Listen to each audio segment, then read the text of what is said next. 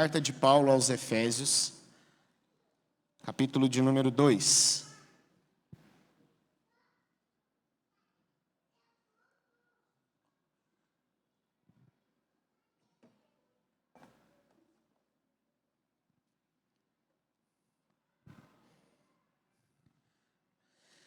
Efésios, capítulo de número 2, eu vou ler do verso 1 até o verso 5, e eu peço que você acompanhe aí a leitura na sua Bíblia.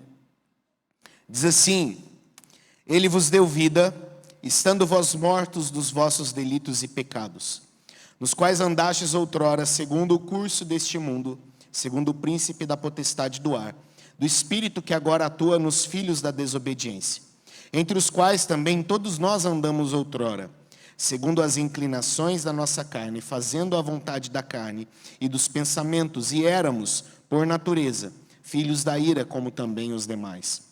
Mas Deus, sendo rico em misericórdia, por causa do grande amor com que nos amou, e estando nós mortos em nossos delitos e pecados, nos deu vida, juntamente com Cristo, pela graça, sois salvos. Somente até aí a leitura do nosso texto. Vou pedir que você feche seus olhos e nós vamos orar mais uma vez nesse momento. Deus amado e Deus santo, nós agradecemos o Senhor pela Tua palavra.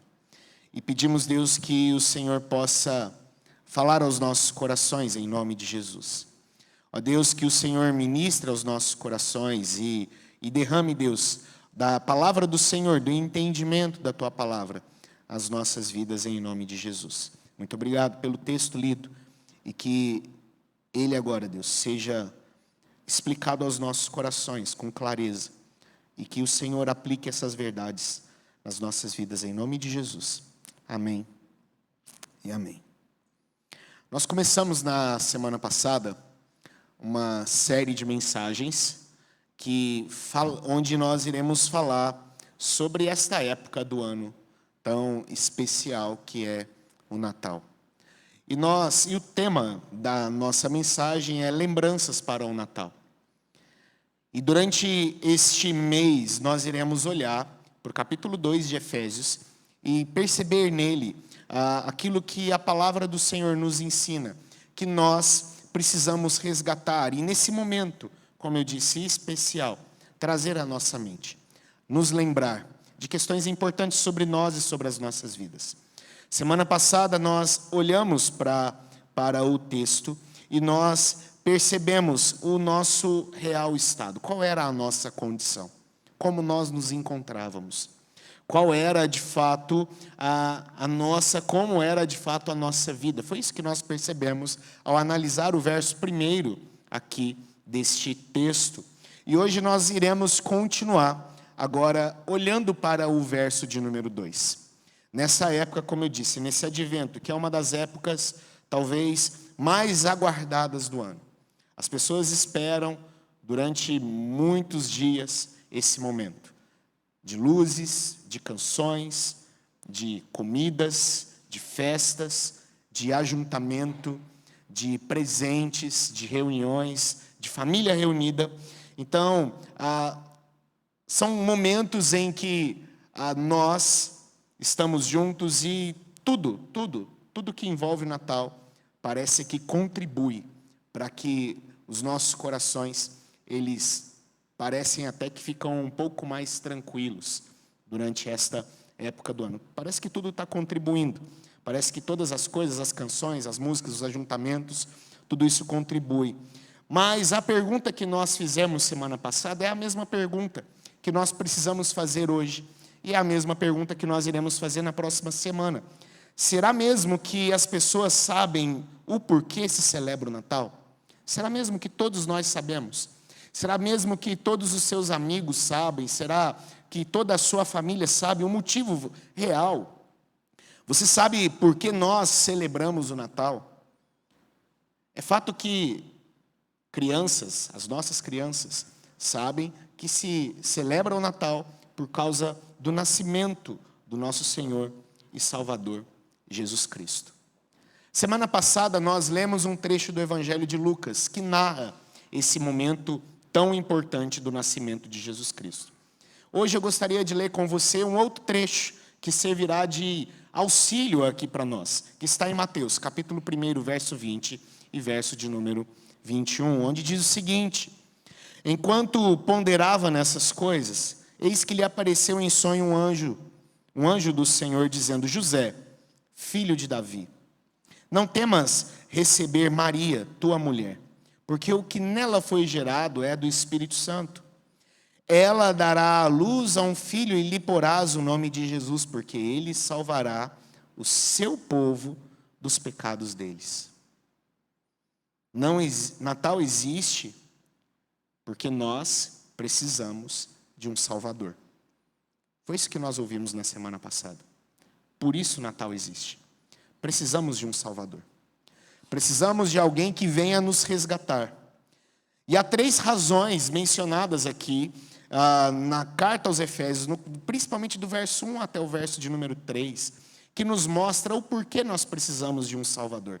3 razões. A primeira é: precisamos de um Salvador, de acordo com Efésios 2:1, porque estamos mortos em nossa desobediência, em nossas transgressões e em nossos muitos pecados. Por isso nós precisamos de um Salvador. A segunda razão é que nós precisamos de um Salvador, conforme Efésios 2:2 nos diz, porque vivemos obedecendo ao comandante dos poderes de um mundo invisível. O Espírito que opera, como diz aqui o verso 2, no coração dos que se recusam a obedecer. E isto é o poder de Satanás e também de seus anjos caídos. É o que o texto, verso 2, nos ensina. E a terceira razão, que nós veremos na semana que vem, é que, segundo Efésios 2:3, é porque nós somos, por natureza, merecedores da ira de Deus. Então perceba, precisamos de um Salvador, porque estamos mortos para uma inclinação natural, para a obediência a Deus. Nós estamos mortos para isso, mortos para o prazer em Deus e mortos para a fé em Deus. Além de toda a culpa do pecado que nós temos. Além do pecado original que herdamos de Adão e dos pecados ocasionais que nós cometemos. Nós estamos mortos, por isso precisamos de um Salvador. Precisamos de um Salvador porque nós somos feitos reféns de Satanás. É o que o verso 2 nos ensina. E precisamos de um Salvador porque nós estamos condenados ao inferno. É o que diz o verso 3. Por isso nós precisamos de quem nos salve. Por isso nós precisamos de quem nos resgate. E nós não podemos nos esquecer isso. Natal existe porque você, querido, precisa de um Salvador. Porque eu preciso de um Salvador. Vamos nos focar no verso 2. Eu gostaria que você voltasse a sua atenção para esse texto.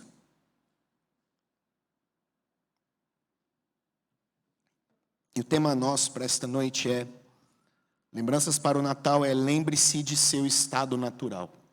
Não se esqueça disso. O verso 1, como nós vimos na semana passada, ele nos apresenta a verdade da nossa condição. Estamos num necrotério, mortos nos nossos delitos e pecados. Essa é a condição espiritual em que nós nos encontramos. E essa condição nos deixa em um terrível dilema. Um terrível dilema. Que o apóstolo Paulo nos ensina e nos apresenta no verso 2 e no verso 3. Que nós podemos resumir como uma escravidão. Se você ler o verso 2 e o verso 3, se há uma palavra para se resumir esses 2 versos, é escravidão. E ele apresenta essa verdade aqui no verso 2, que é o texto nosso dessa noite. Ele apresenta essa verdade em 3 formas, e eu gostaria que você se atentasse para que o texto nos diz nesse momento. A primeira coisa que o verso 2 nos ensina é: nos quais, ele começa, nos quais andastes outrora, segundo o curso deste mundo. É assim que o verso 2 se inicia. Estávamos mortos nos nossos delitos e pecados, nesses aos quais nós andamos outrora segundo o curso deste mundo. Literalmente, o que o apóstolo Paulo está dizendo aqui é que caminhávamos de acordo com a era deste mundo. Literalmente é isso que ele está dizendo. Caminhávamos, opa, quase não sai, de acordo com os pensamentos desse mundo. Isto significa que este mundo corrupto, esta era em que nós vivemos, conduzem a nossa própria vida. E nós também conduzimos a nossa própria vida debaixo do controle dos caminhos maus deste mundo. É literalmente isto que o apóstolo Paulo nos ensina aqui, nessa primeira parte do verso de número 2. Nós estamos sendo conduzidos, estávamos sendo conduzidos neste mundo pecaminoso. O termo aqui é interessante, a palavra grega aion, para mundo aqui.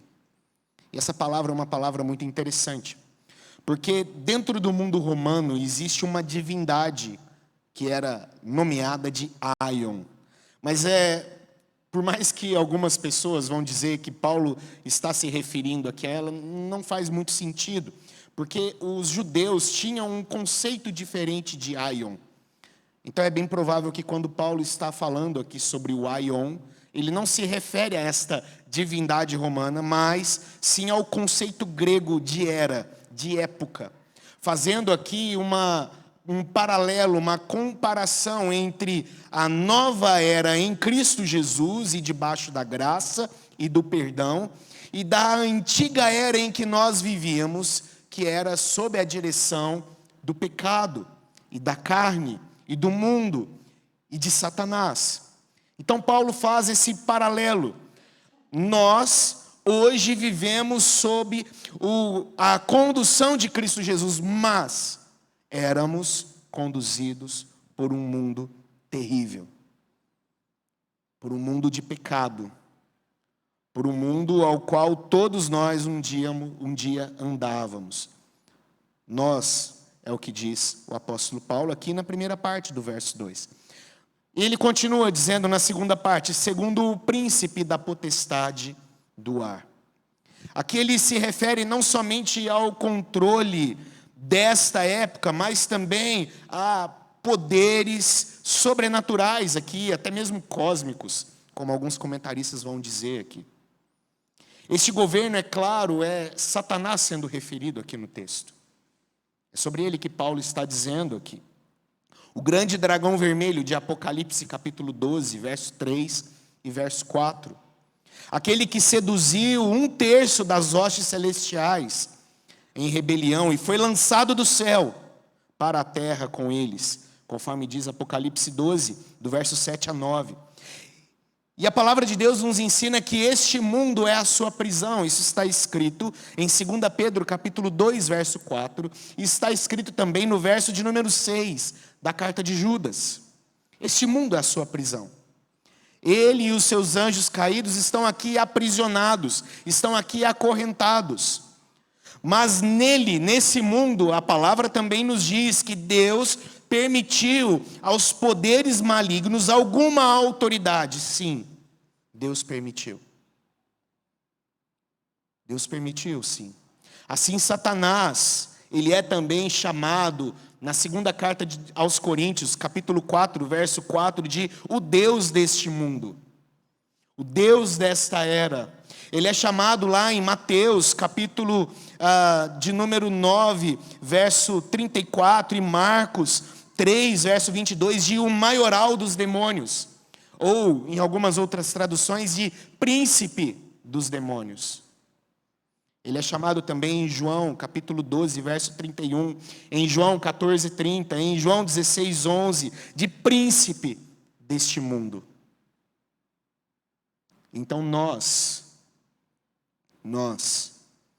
andamos, ou estávamos andando, sobre a condução desta era pecaminosa, desse mundo de pecado. Segundo também, sendo conduzidos também por Satanás, pelo diabo, pelo nosso grande e terrível inimigo. É o que a Bíblia nos ensina. E Paulo também continua dizendo, do Espírito que agora atua nos filhos da desobediência. Aqui mostra o controle de Satanás sobre aqueles mortos espirituais que são mencionados no verso 1. Aqueles que estavam mortos nos seus delitos e pecados. Esses estão sob o domínio dele. Estão sendo conduzidos, fazendo a sua vontade. Agindo segundo o querer, desobedecendo a Deus. É isso que Paulo diz. É isso que a palavra nos ensina aqui. Estávamos sendo conduzidos. Filhos da desobediência. É uma vida que não tem capacidade de obedecer a Deus e obedecer à vontade de Deus. Assim era a nossa natureza. Assim éramos nós. Por isso precisamos de um Salvador. Por isso nós precisamos de alguém que nos resgate. Por isso nós precisamos de alguém que nos livre desse domínio. Por isso a Bíblia diz que Ele nos tirou do império das trevas e nos transportou para o reino do seu amor. Por isso a Bíblia faz questão de dizer que já não habitamos mais em trevas, mas a luz resplandeceu. E as trevas, elas não têm poder mais com essa luz. É o que o evangelista João nos ensina. Esses, ao invés de viverem a vida à maneira de Deus, preferem rejeitar a vontade de Deus e viver uma vida de pecado. Por isso precisamos de um Salvador. Por isso precisamos de alguém que nos resgate. Por isso o Natal existe. Não se esqueça disso. Por mais que o clima, as canções, nos remetam sempre a festas e comidas, e reuniões e presentes, não se esqueça que o Natal existe porque o nosso Salvador veio ao mundo. Aquele que nos resgatou deste domínio, deste mundo, deste século. O que nós podemos aprender diante disso?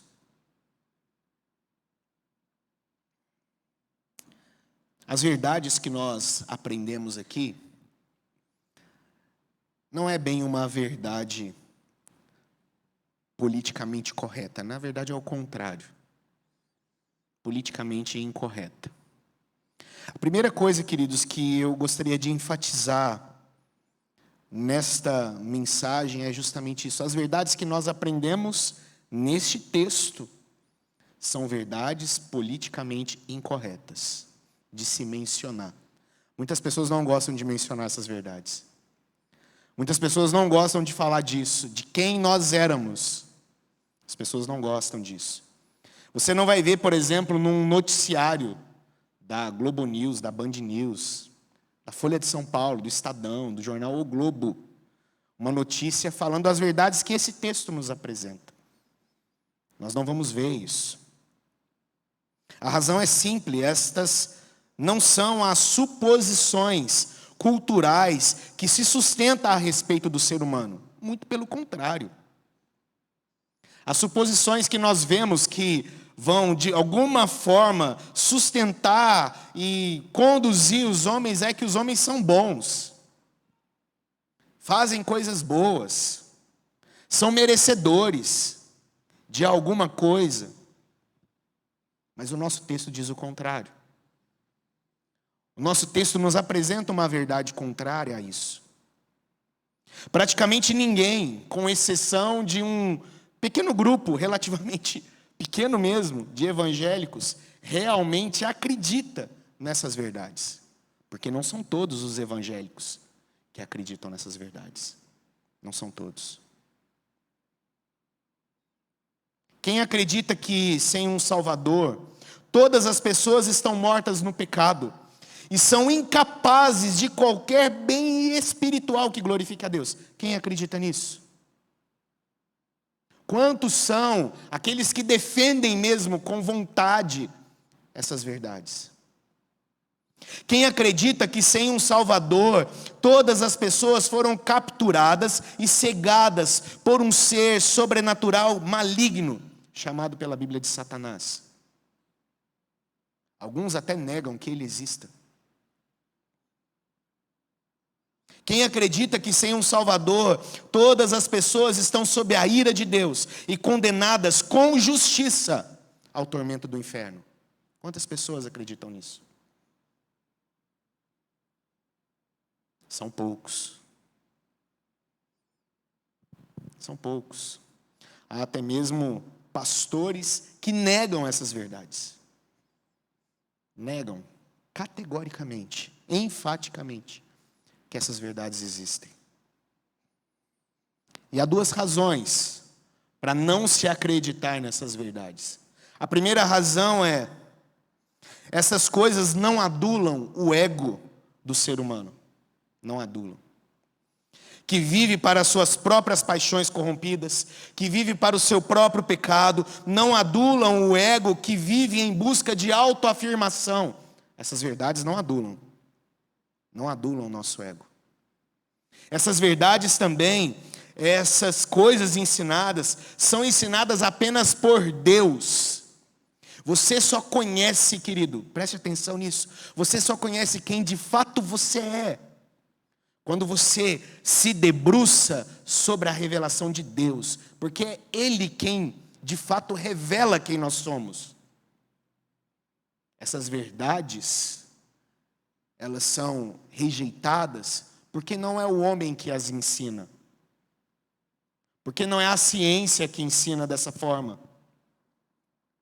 Na verdade, todo mundo passou a tomar a Bíblia como um livro opressivo, desatualizado. Então essas verdades se tornaram, nos nossos dias, politicamente incorretas. Se dizer isso, afirmar essas verdades, para muitos se tornou um absurdo. Mas é o que o texto nos ensina aqui. E nós não podemos nos esquecer que Natal existe, porque precisamos de um Salvador. Que só há salvação, a salvação só acontece e ela precisa se iniciar, e é somente com o Senhor que isso se inicia, que a salvação se inicia. Deus precisa revelar essas verdades ao meu coração, de quem eu sou, da corrupção do mal que há em mim. Essa é a ação do Espírito Santo. Ele mostra, ele revela, ele testifica, ele aponta os meus pecados, a justiça e o juízo de Deus. Essa é a ação do Espírito Santo em nós. Você não vai conseguir compreender todas essas verdades nas suas redes sociais, na TV, em séries. Porque nós vivemos hoje, infelizmente, usando aqui o clima natalino, nós vivemos hoje uma espécie de religião do Papai Noel. Eu vou explicar o que é isso. Se não passarmos a entender a nossa vida a partir da ótica que Deus faz dela, se você não entender a sua vida, queridos, a partir da ótica que Deus faz da sua vida, você continuará cego. Você continuará cego para quem é você e quem é Deus. Certa vez um sociólogo, ele disse que a religião é o ópio do povo. Foi Karl Marx quem afirmou.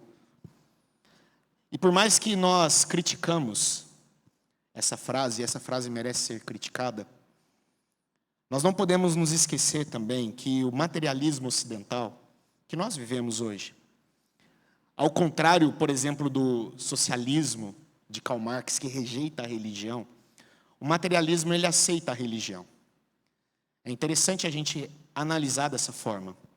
Ele aceita, inclusive, grande parte do evangelicalismo contemporâneo foi tomado por esse materialismo ocidental. As pessoas, elas vivem por aquilo que elas podem tocar e ver e sentir. As pessoas, elas vivem por aquilo que elas podem conseguir, por coisas que podem acontecer. É o materialismo tomando conta da religião. E é interessante que esse materialismo, ele não vai proibir a religião. Na verdade, o materialismo, ele tenta se tornar a religião. Ele imita a religião. E ele depois usa a própria religião, porém de forma deturpada, de forma secularizada, dizendo que a doutrina é o ópio do povo. Você já ouviu frases, por exemplo, de que o mais importante é nós vivermos as nossas experiências e não aprender aquilo que a Bíblia nos ensina. De que teologia é perda de tempo, de que doutrina é perda de tempo. A doutrina se tornou o ópio do povo. O materialismo fez isso. Se valoriza a experiência, se valoriza aquilo que se consegue, se valoriza aquilo que se vê, que se toca, que se sente. Mas o conhecimento de Deus foi deixado de lado. A doutrina se tornou o ópio do povo. E esta é a teologia, essa é a religião do Papai Noel. Não emburrar, ser bonzinho, obedecer e fazer por merecer os presentes do final do ano. Para muitos a religião é assim. Para muitos o cristianismo é assim.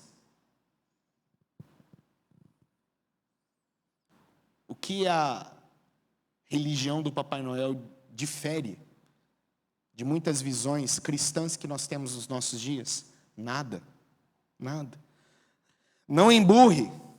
Não faça caras e bocas. Seja bonzinho. Faça tudo direitinho que Deus vai abençoar você. Agora, cuidado, eles dizem. Deus sabe de todas as coisas. Ele checa tudo direitinho. Se você não for bonzinho e não fizer tudo direito, você não será abençoado. Você não vai ser.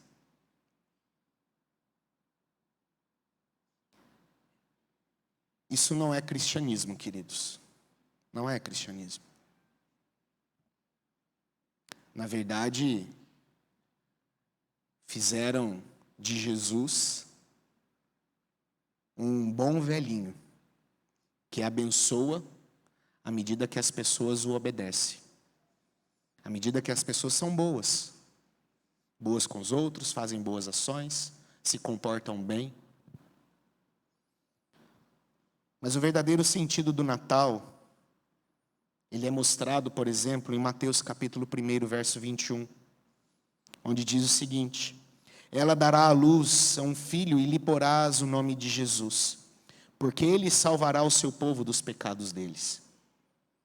O verdadeiro sentido do Natal é apresentado a nós em 1 João capítulo 3, verso 8, que diz: aquele que pratica o pecado procede do diabo, porque o diabo vive pecando desde o princípio. Para isto se manifestou o Filho de Deus, para destruir as obras do diabo.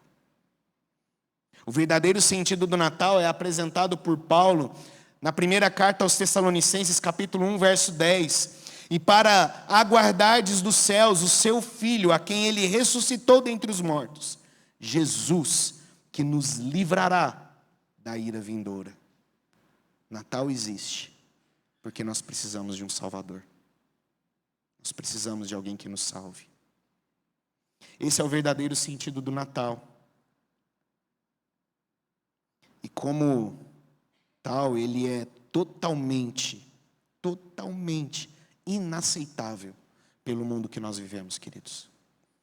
O mundo que nos cerca não aceita, em hipótese alguma, essas verdades. Ele não aceita. Só que o problema é que o impacto da verdade, da encarnação de Jesus Cristo é inegável. O mundo sofreu um impacto, no bom sentido, sofrer, aqui esse impacto da encarnação de Jesus Cristo, de uma forma que esse mundo pecaminoso que nos cerca não consegue negar. Não consegue negar. Então a tática é deturpar, é tirar o foco. Como João diz, capítulo 1, verso 14, o Verbo se fez carne e habitou entre nós, cheio de graça e de verdade, e vimos a sua glória, glória como do unigênito do Pai. Essa verdade é indiscutível. E nesses 2024 anos de influência da encarnação de Cristo Jesus,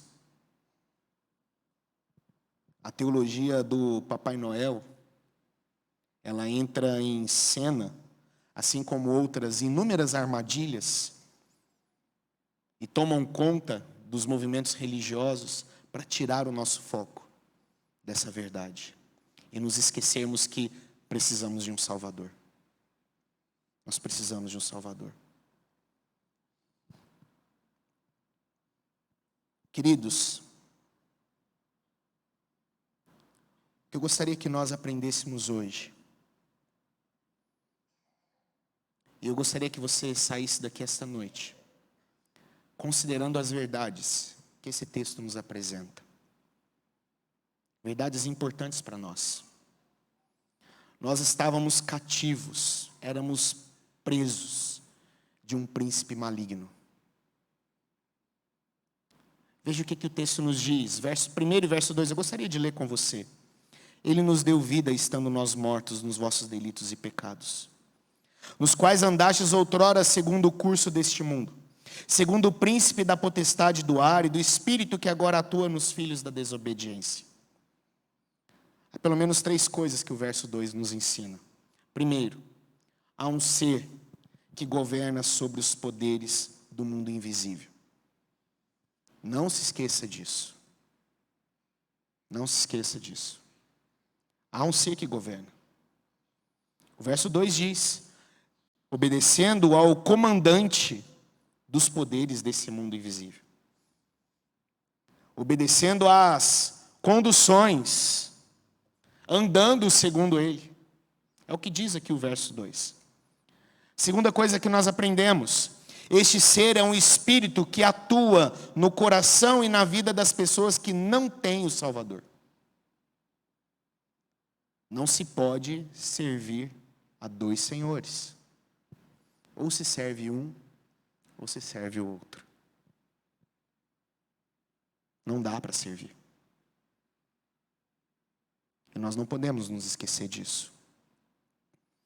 O texto diz: ele é o Espírito que opera no coração dos que se recusam a obedecer.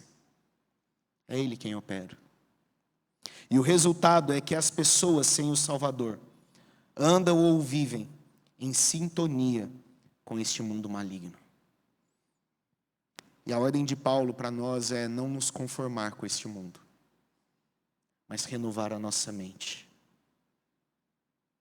para que nós possamos experimentar qual é a boa, perfeita e agradável vontade de Deus. Natal existe porque nós precisamos de um Salvador.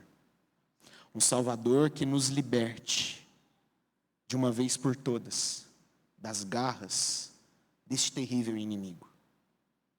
Natal existe porque Cristo é esse Salvador. Tanto o texto de Lucas que nós lemos semana passada, como o texto de Mateus que nós acabamos de ler nesta noite, nos afirmam: ela dará à luz um filho e lhe porás o nome de Jesus, porque ele salvará o seu povo dos pecados deles. Lembre-se disso. Lembre-se, queridos, do seu estado natural.